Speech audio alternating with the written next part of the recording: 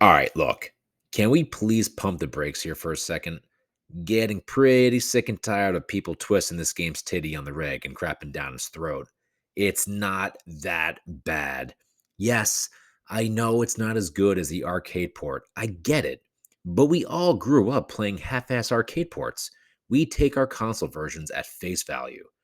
Back when our parents controlled what games we owned during the 8-bit and the 16-bit generations, there was no wiggle room for complaining. Do you remember picking up this bad boy and not getting the arcade version? Yeah, me too. Did I bitch to myself that this wasn't the arcade version? Of course I did. But I still played the ever living crap out of it with my buddies, and I loved every minute of it. How could you top having an arcade port available to play whenever you wanted? Look, at the end of the day, the game had its charm and everyone loved it.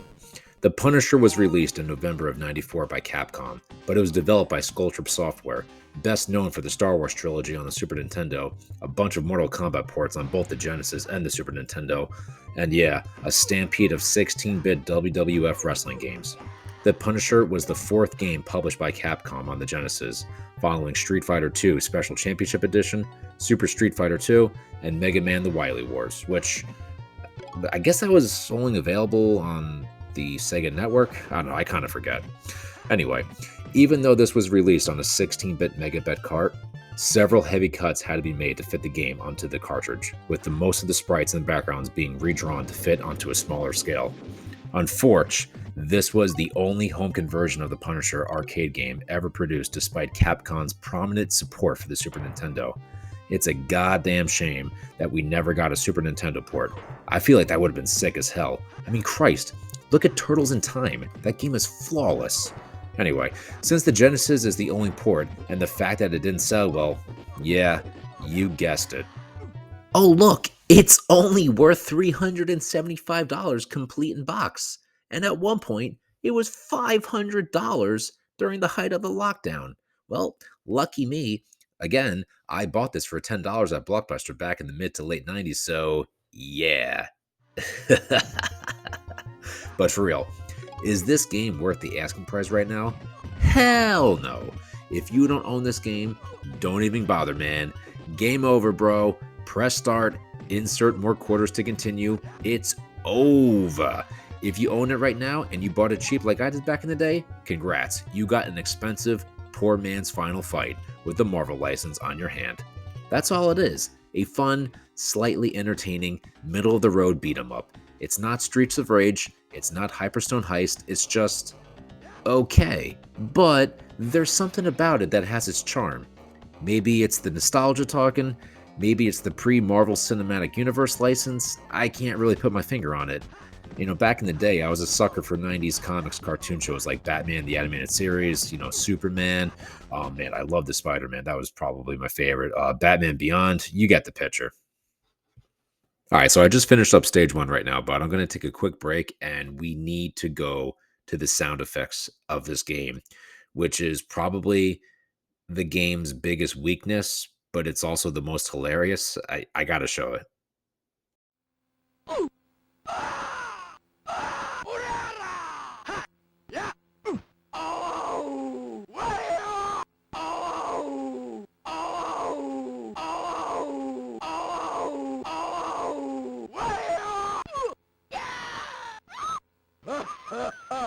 Oh, thank you.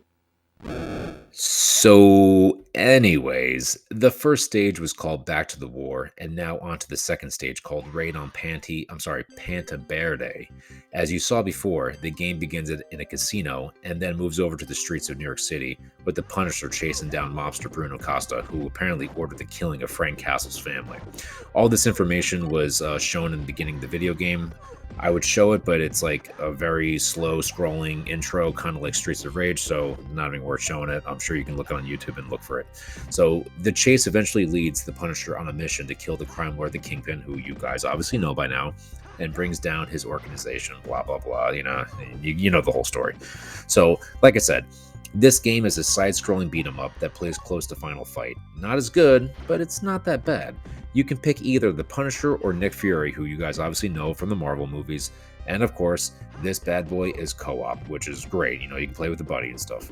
So various weapons can be picked up during regular combat by standing over them, including firearms, baseball bats, swords for some reason, pipes like in Streets of Rage, and flamethrowers. But look at this battle axe. What is this, Diablo? What gang member walks down the street with a massive Viking battle axe? Jesus Christ.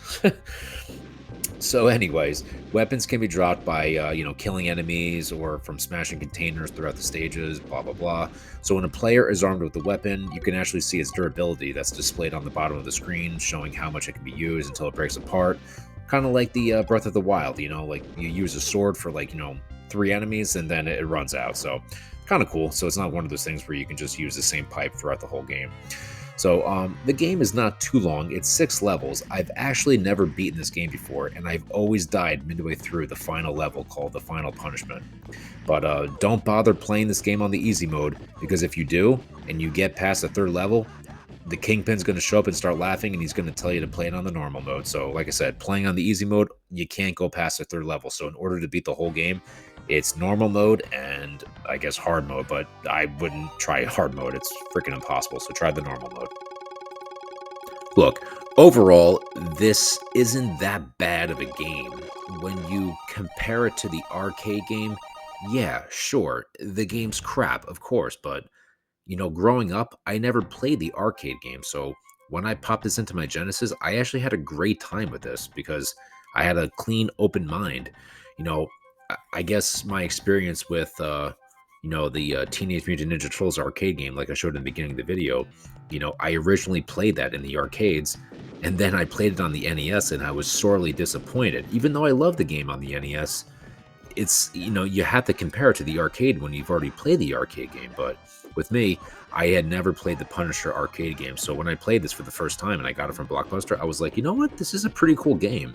Like I said, I'm not going to sit here and say it's like a 9 out of 10 or like an 8 out of 10 because it's really not. I mean, this is like, man, if I had to guess, well, not guess, but if I had to pick, probably a 7 out of 10, Some guys will sit there and say, this is like a 5 or a 6, but it's funny. If you actually go on Sega Retro and you look at the scores, I mean, it ranges between like 45 to like 82, which like most of these scores are around like in the 60s or like the low 70s. And like I said, that's where I rank it, like a 7 out of 10. I had a good time playing this. Unfortunately, I'm not going to recommend this game in terms of buying it because, I mean, you saw pricecharting.com, like a freaking loose copy of the card is like over $100. That to me is insane. I mean, at that point, it's expensive because it's just rare. It didn't sell well. It's not on the Super Nintendo, not on the Sega CD. It was just released on the Genesis and it didn't do too well. Like I said, so if you're going to play this, emulate it, you'll have a good time. But at the end of the day, if you're going to emulate it, you're just going to play the arcade game anyway, which is apparently 3 times better. So I mean, it's one of these games that it's probably going to be obscure. I mean, people aren't going to play because, like I said, no one's going to spend $400 for a complete box or $125 for a cart, when you can just emulate the arcade game, which is better. So I don't know, like I said, if you're a collector, you're probably going to pick this up, but I got lucky, man. I bought this for $10. But like, as you've seen in my videos before, I like to collect for the Sega Genesis. I have close to 200 games, but I don't think I would add this to my collection for a complete box, man, for around $400. It's just not worth it, though. But like I said, if you're a collector and you collect the loose carts, then pick it up, man, for $100. I think it's a good game. But if you're one of those guys like me who like to do complete box, probably stay away from it. But all right, guys, thanks for watching, and I'll check you on the next one.